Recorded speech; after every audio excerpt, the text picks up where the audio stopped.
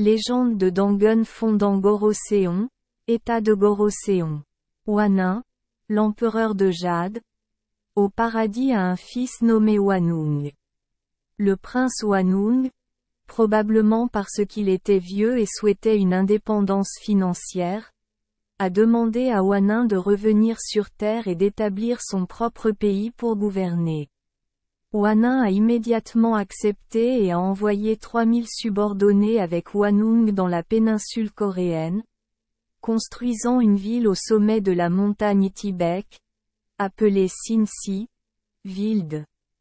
Depuis le sage règne de Wanung, les gens ont acquis beaucoup de connaissances et la vie de chacun est devenue plus prospère, à tel point que même d'autres animaux aspirent à devenir humains parce que, ils ont l'air de vivre heureux.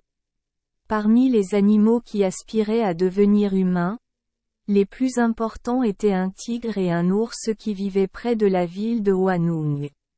Ils prient Bouddha jour et nuit, dans l'espoir de devenir humain. Wanung fut ému par la sincérité des deux animaux, alors il partit à leur rencontre et leur lança un défi. Pendant 100 jours ils doivent rester dans une grotte à l'abri du soleil, et ne peuvent manger que de l'ail et de la coriandre. S'ils réussissent ce défi, ils deviendront humains. Le tigre et l'ours ont accepté le défi, mais bientôt le tigre n'a plus pu supporter la faim parce qu'il était tourmenté par l'envie de viande, alors il a abandonné.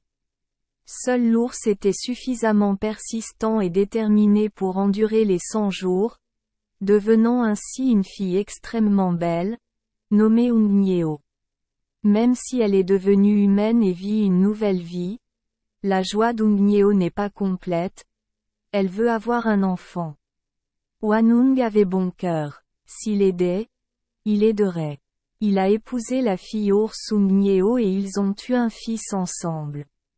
Ungnyeo a donné naissance à un fils et l'a nommé Dangun. Dangun a grandi pour devenir le premier roi de la dynastie coréenne, connu sous le nom de royaume Choson, en Corée. Aujourd'hui, la dynastie de Dangun est souvent appelée Go-Choson ou Goroséon pour la distinguer de la dynastie Choson ultérieure.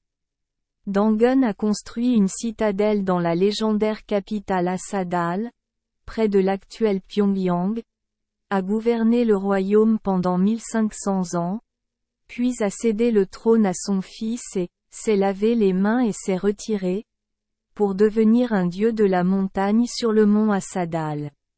Le roi Dangun est également considéré comme le premier chaman, celui qui a ouvert la porte de la communication spirituelle entre les humains et les dieux, fondant ainsi le chamanisme, la ligne de croyance populaire du peuple coréen. Merci les enfants des Esperluette Croisillon 39. Avoir écouté des contes de fées au jour Esperluette Croisillon 39. 8. Espérons que les histoires apporteront aux enfants des moments heureux et significatifs.